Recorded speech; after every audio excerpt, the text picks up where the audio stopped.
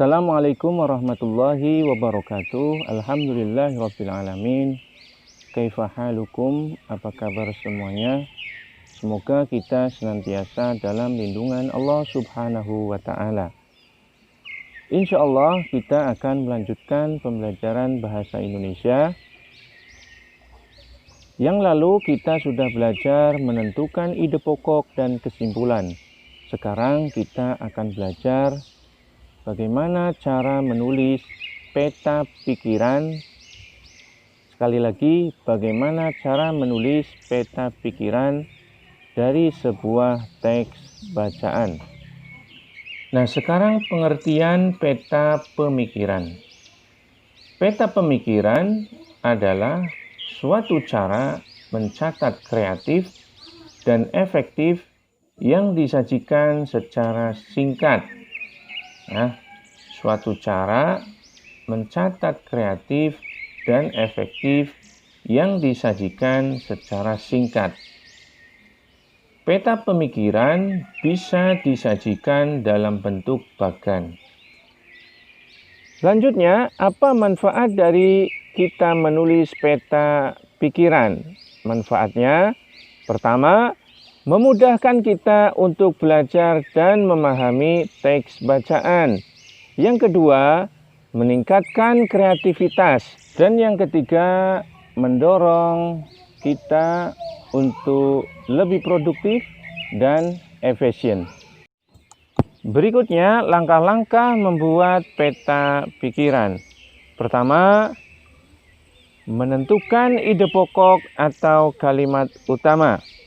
Yang kedua, membuat daftar pertanyaan-pertanyaan. Dan yang ketiga, menulis peta pikiran.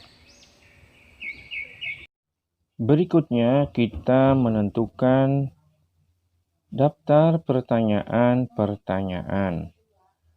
Daftar pertanyaan tersebut bisa kita singkat dengan adik Simba. A itu pertanyaan apa. Pertanyaan apa digunakan untuk menunjukkan penjelasan mengenai suatu hal benda. Yang kedua, yaitu di mana. Nah, di mana digunakan untuk menunjukkan penyebutan tempat. Yang ketiga, kapan. Digunakan untuk menunjukkan penyebutan penjelasan waktu. Siapa. Digunakan untuk menunjukkan nama orang, jabatan, atau pekerjaan. Mengapa? Digunakan untuk menunjukkan penyebutan alasan atau sebab. Dan bagaimana?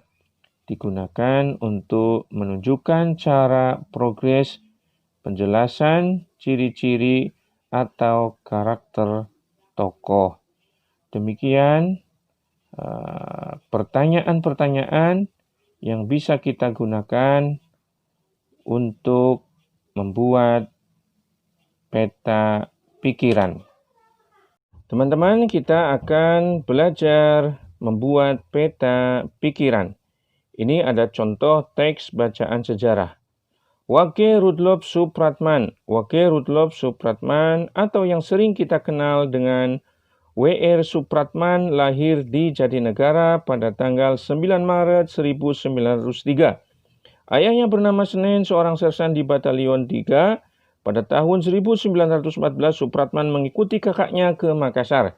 Ia disekolahkan di Normal School di Makassar dan berhasil mendapatkan ijazah Klein Abstenar. Nah, dari paragraf tersebut kita bisa mengambil ide pokok dengan menggaris warna merah pada kalimat-kalimat utama atau kalimat penting atau kalimat pokok.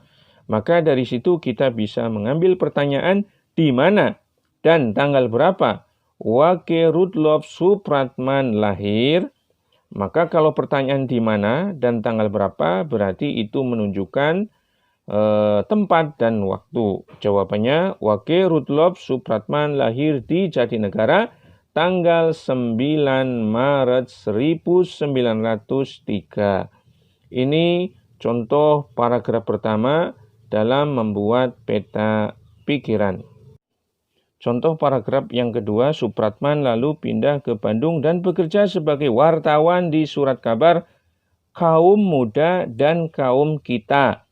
Profesinya sebagai wartawan tetap ditekuni meskipun ia sudah pindah di Jakarta. Pada saat menjadi wartawan, Supratman mulai tertarik dengan pergerakan nasional. Nah, ide pokoknya kita garis merah. Kemudian dari situ kita bisa mengambil pertanyaan, bagaimana sepak terjang karir Wage Rudolf Supratman? Maka jawabannya, sepak terjang karir Wage Rudolf Supratman pernah menjadi wartawan surat kabar Kaum Muda dan Kaum Kita. Ini paragraf yang kedua.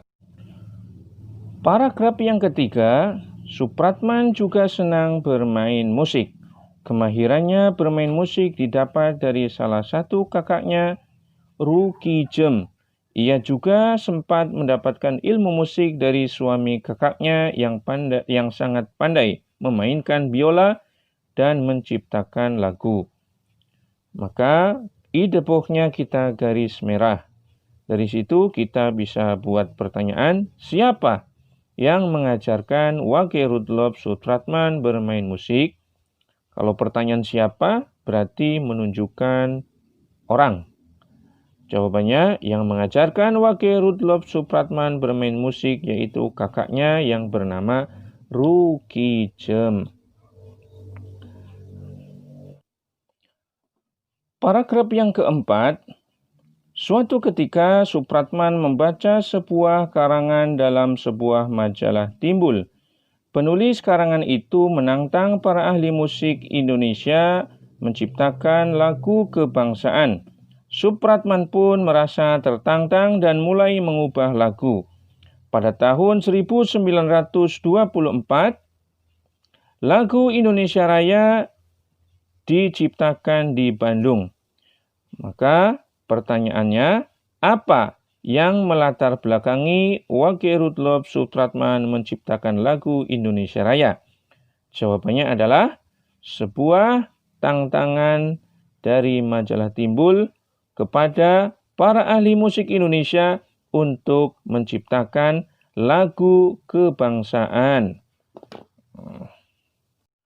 Paragraf yang kelima, lagu Indonesia Raya mulai diperdengarkan secara instrumental pada tanggal 28 Oktober 1928 dalam Kongres Pemuda II. Semua orang yang hadir dalam kongres tersebut merasa terpukau akan gesekan biola yang dimainkan Supratman. Dengan cepat, lagu itu diperkenalkan kepada kalangan pergerakan nasional. Maka pertanyaannya, kapan lagu Indonesia Raya pertama kali diperdengarkan? Jawabannya, lagu Indonesia Raya pertama kali diperdengarkan pada tanggal 28 Oktober 1928 dalam Kongres Pemuda II. Paragraf yang keenam. Namun sayang pada tanggal 17 Agustus 1938, Supratman wafat sebelum merasakan kemerdekaan Indonesia. Jasanya yang begitu besar tidak pernah dilupakan. Untuk itu, Supratman dianugerahi gelar pahlawan oleh pemerintah Indonesia. Sampai saat ini, lagu ciptaannya selalu dikumandangkan saat proses upacara pengibaran bendera. Pertanyaannya, mengapa Wage Rudolf Supratman dianugerahi sebagai pahlawan?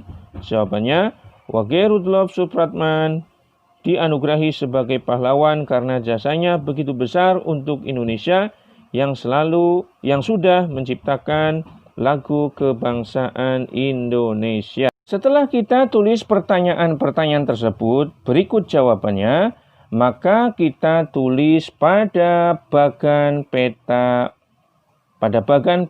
pikiran. Itu tadi judulnya apa? Wage Rudolf Supratman. Maka kita buat bagan peta pemikiran. Di mana dan tanggal berapa Wage Rudolf Supratman lahir? Jawabannya, Wage Rudolf Supratman lahir pada tanggal 9 Maret 1903 di Jatinegara. Kemudian pertanyaan yang kedua, kapan apa yang melatar belakangi Wage Rudolf Supratman menciptakan lagu Indonesia Raya? Latar belakang Wage Rudolf Supratman menciptakan lagu Indonesia Raya adalah tantangan dari sebuah majalah Timbul untuk para ahli musik Indonesia untuk menciptakan lagu kebangsaan. Nah, ini contoh bagan yang sudah jadi, bagan peta pemikiran yang sudah jadi. Maka dari bagan tersebut kita bisa mudah untuk memahami teks dari bacaan yang ada. Demikian pembelajaran kali ini. Assalamualaikum warahmatullahi wabarakatuh.